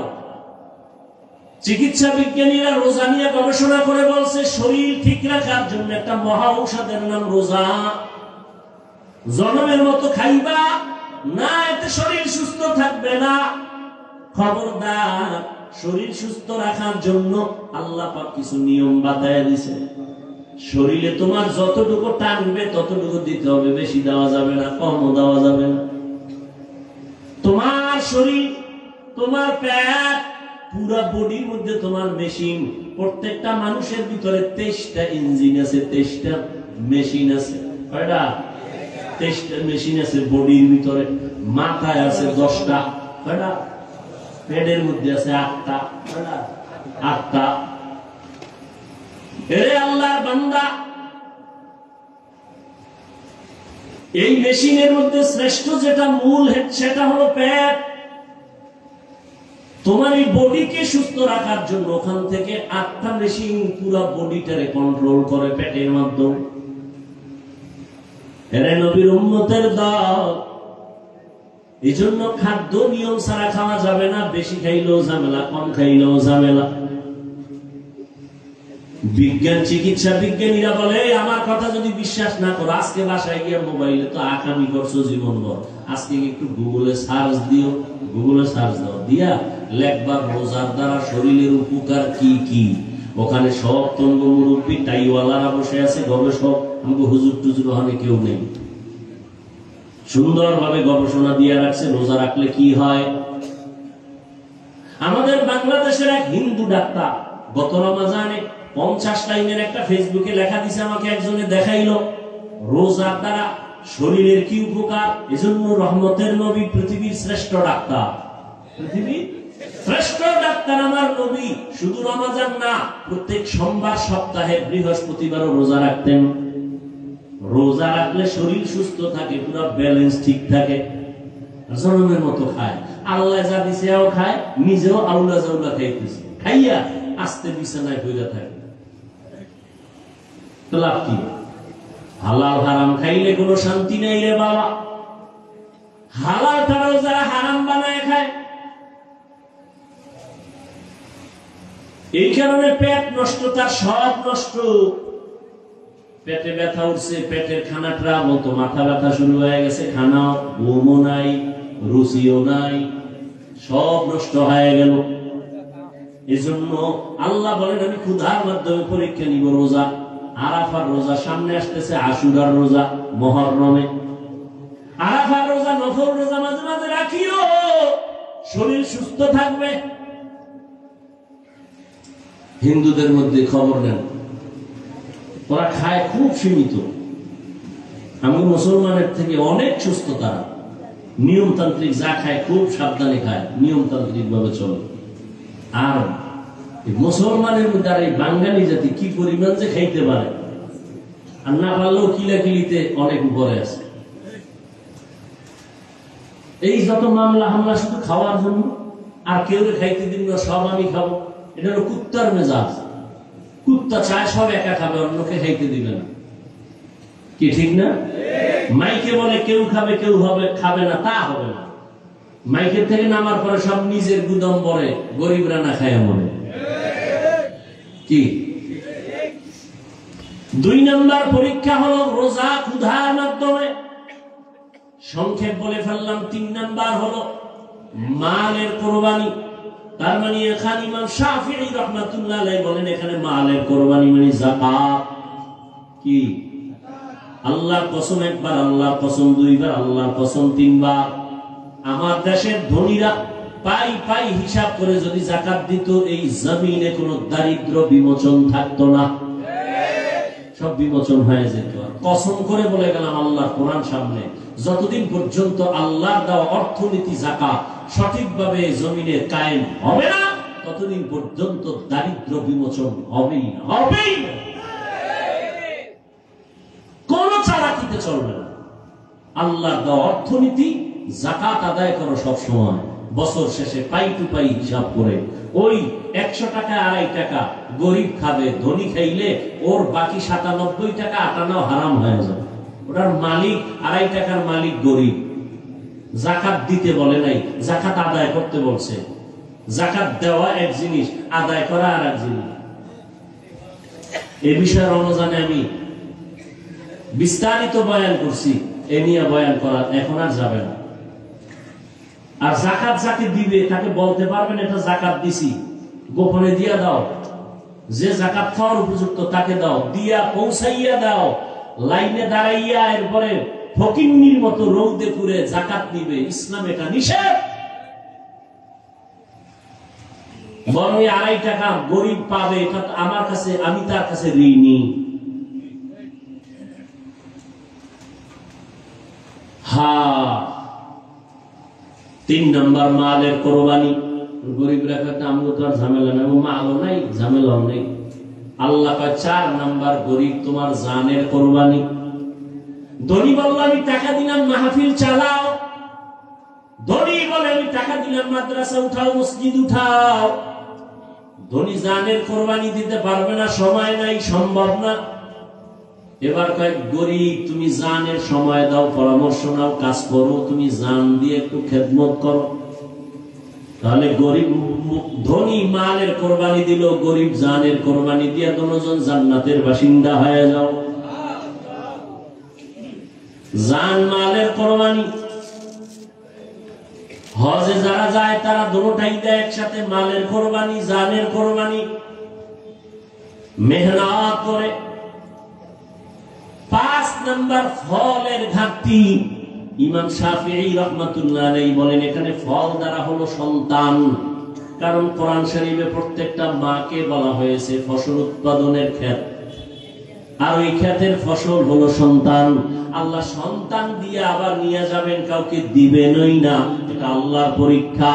লিল্লাহি মুলকুস সামাওয়াতি ওয়াল আরদ ইয়াহাবু লিমান ইয়াশাউ ইনাসা ওয়া ইয়াহাবু লিমান ইয়াশাউ যুকুর আও ইউযাওবিজুহুম যুকরানা ওয়া ইনাসা ওয়া ইয়াজআলু মান ইয়াশাউ আকিমা ইন্নাহু আলিমুন কাদির।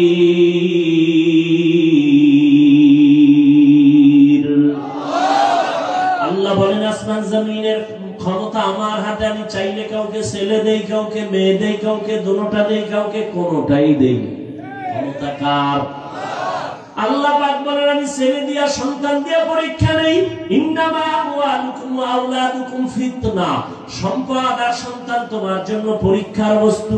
খবরদার সন্তানের মায়ায় পড়ে আল্লাহকে ভুলে যেও না। ও আল্লাহর বান্দারা, পর্দার আম্মা জানেরা, আল্লাহ সন্তান দান করেছেন, সন্তানটাকে মানুষ বানায় যান। মানুষ বানাইতে হলে আপনাকে মাওলানা বানাইতে হবে না, একজন মুফতি সাহেব বানাইলেই মানুষ হবে এটা গ্যারান্টি নাই। আপনার সন্তানটারে ডাক্তার বানাবেন, আপনার সন্তানের ইঞ্জিনিয়ার বানান, তবে মানুষ যদি বানাইতে চান আমার নবীর আদর্শ ছাড়া মানুষ হওয়া সম্ভব না। অতএব আপনার সন্তান ডাক্তারি পড়িয়াও যেন নামাজ না ছাড়ে, মা বাবার সাথে বেয়াদবি না করে, এমন সন্তানের ইমানদার, এমন সন্তান রেখে যান ডাক্তার ইঞ্জিনিয়ার। আপনার সন্তানের ব্যবহারে যেন মা বাবার কলিজা ঠান্ডা হয়, সন্তানের ব্যবহারে যেন আলেমদের কলিজা ঠান্ডা হয়, সন্তানের ব্যবহারে যেন কারো অন্তরে কষ্ট না যায়। ওই সন্তান যদি রেখে যান, ডাক্তার হইয়াও কোরআন পড়িয়া মা বাবার জন্য দোয়া করবে, ইঞ্জিনিয়ার হইয়াও কোরআন পড়ে মা বাবার জন্য দোয়া করবে। এমন একটা আদর্শ সন্তান রেখে যাবে, দুনিয়া আপনার সুনাম হবে, কিয়ামতের উসিলায় নাজাত পেয়ে যাবেন। ও যুবক বাবারা, এখনো সময় আছে, তওবা করে নাও। জীবনটার কোনো দাম নাই যদি তুমি আল্লাহর হুকুম মতো জীবনকে পরিচালনা করতে না পারো। আমি শুরুতেই বলছিলাম বাবা, তোমার আল্লাহ আমার আল্লাহ এক, তোমার নবী আমার নবী এক, তোমার ধর্ম আমার ধর্ম এক, তুমি আমি একই আল্লাহর গোলাম, একই নবীর উম্মত, এক কোরআন মানি, এক কাবা মানি। অথচ তোমার দাড়ি রাখতে লজ্জা লাগে, আমার দাড়ি কাটতে লজ্জা লাগে। বিষয়টা কি? তুমিও নবীর উম্মত, আমিও উম্মত, তোমার আল্লাহ আমার আল্লাহ এক, কোরআন এক, ধর্ম এক। তোমার নামাজ পড়তে কষ্ট লাগে আর আমার নামাজ না পড়লে লজ্জা লাগে, তোমার পর্দা করতে লজ্জা লাগে, আমার পর্দা না করলে লজ্জা লাগে। তুমি মসজিদে ঢুকতে লজ্জা পাও আর আমি মসজিদে না ঢুকলে লজ্জা পাই। বিষয়টা কি? আসলে বিষয় কিছুই না। আবু জাহিল্লাও একটা মানুষ, ওমরে ফারুক একটা মানুষ। ব্যবধানটা কোথায়? ওমর যেই রাস্তায় চলে ওই রাস্তায় শয়তান পর্যন্ত আসে না, ভয়। ওমর এমন আল্লাহর গোলাম হয়ে গেল যে ওমরের তরবারির সামনে কোনো বেঈমান দাঁড়াইতে পারে না, ভয়। কারণটা কি? ওমর আর আবু জাহালের সূরত এক, কিন্তু ওমরের মধ্যে মদিনার নবীর আদর্শ আসার কারণে আল্লাহ এত পাওয়ার দান করছেন। এক ওমরের দ্বারা গোটা দুনিয়া অর্ধ জাহান শাসন করছেন, শোষণ করে নাই। ওমরের কোনো বডিগার্ড নাই, সিকিউরিটি গার্ড ওমরের নাই, কোনো অস্ত্র নাই। রোমের সর্দার, রোম সম্রাট কয় ওমরের এত সুনাম, এই ওমরের বডিগার্ড কয়জন? খবর নাও। গিয়া খবর নিয়ে দেখে কোনো বডিগার্ড নাই, একা একা চলে, একা একা চলে। অর্ধ দুনিয়ার বাদশাহ, তারে মারার জন্য তো বড় সহজ। হ্যাঁ সহজ, যাও, দায়িত্ব দিয়ে দিল তরবারি নিয়া, ওমরের মারতে পারবা কে? কয়েকজন রেডি। গোপনে একা কোথায় তাকে মেরে ফেলবা? খবর নিয়ে দেখে এরকম একটা খোলা ময়দানে পাহাড়ের পাশে ওমর একা, হাতের বালিশ বানায় ঘুমাইতেছে, আর কেউ নাই। দুশ্মন খবর পাইয়া রওয়ানা। এই সুযোগ হাতছাড়া করা যাবে না। আল্লাহ যদি হেফাজত করে দুনিয়ার সবাই এক হইয়াও তার ক্ষতি করতে পারে না।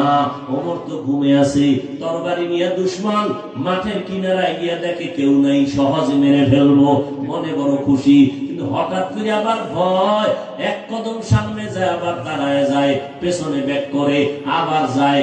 এভাবে করতে করতে দীর্ঘ টাইম ওমরের কিনারায় কাছাকাছি যাইয়া এবার ভাবতেছি ওমরের মারবো। হঠাৎ করে দেখে কিনারায় যাওয়ার পর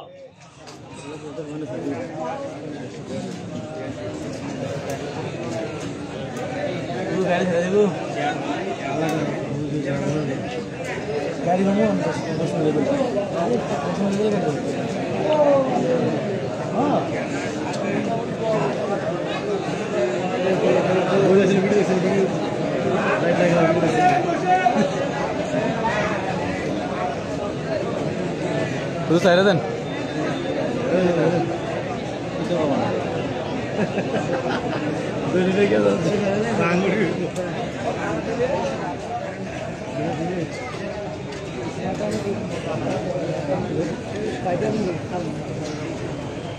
তোমাদেরকে কতবার বলা যায়, ওটা হাতি থাকবে তোমার সব সময় ভাঙিয়ে দেবো, কিন্তু আসতেই দেবো না।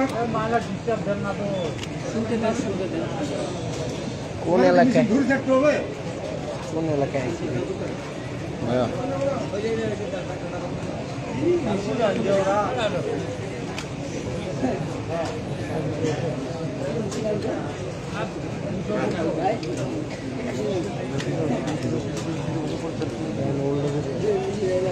ভাই টাটা দিকেন বারবার কি বলছিস টাটা দিবেন?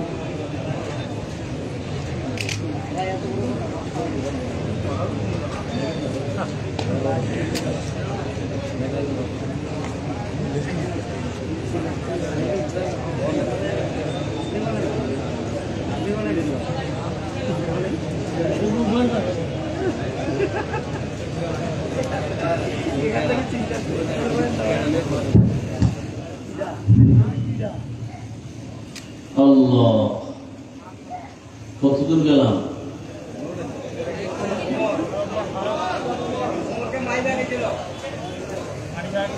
ওমরে ফারুকের কিনারায় গিয়া দুশ্মন দাঁড়াইল।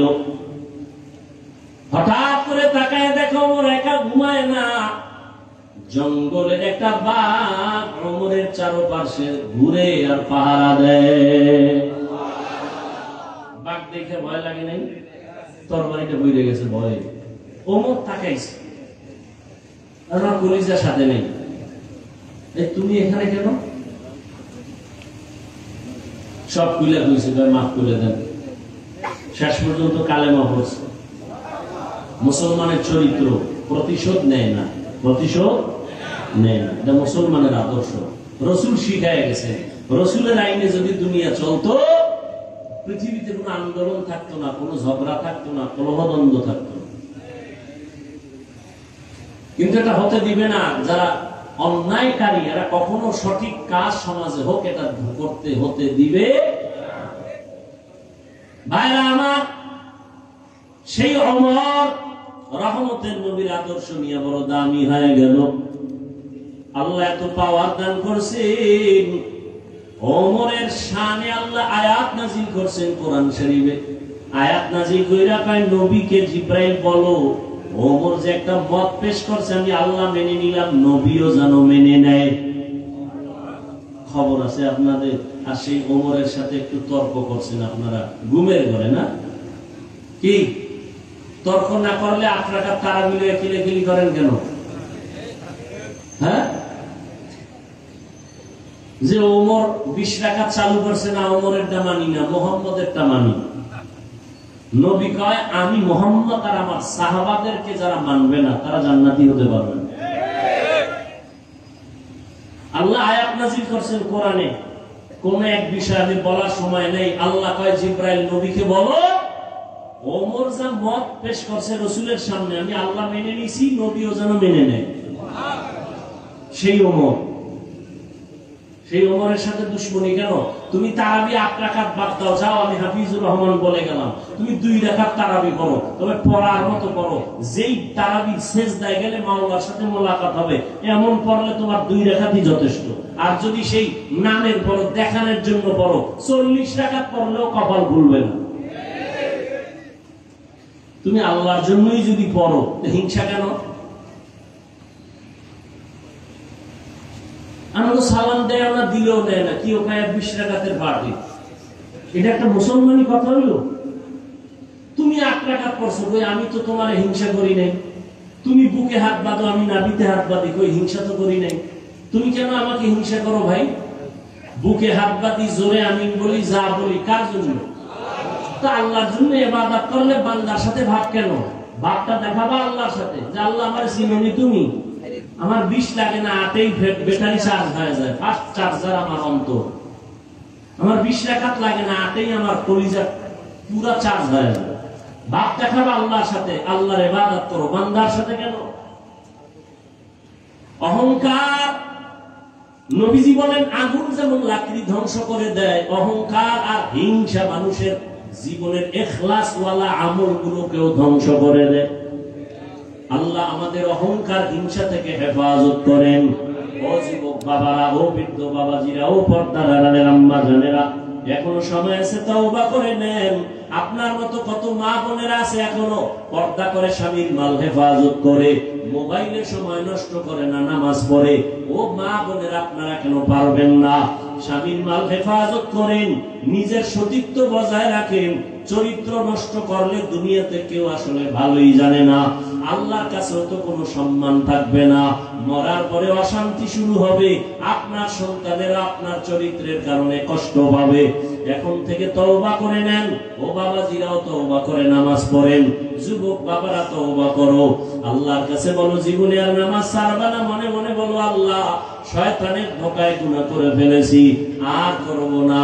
তোমার কোরআন সত্য, গুনাহগারের জন্য জাহান্নাম তাও সত্য কোরআনে আছে, নেক আমলওয়ালাদের জন্য জান্নাত কোরআনে আছে। আজকে থেকে তওবা করে নিলাম, নামাজ ছাড়বো না, দাড়ি কাটবো না, বেপরদায় চলবো না, মা বাবাকে কষ্ট দিব না। উলামায়ে কেরামের পরামর্শ নিয়া নবীজির সুন্নাত অনুযায়ী চলবো। তওবা করার মতো যদি কারো অন্তর তৈরি হয়, অন্তরে যদি কোনো দুর্বলতা না থাকে, দুটো হাত আমার আল্লাহকে দেখায় দাও। আয় আল্লাহ, তওবা কবুল করে নেন।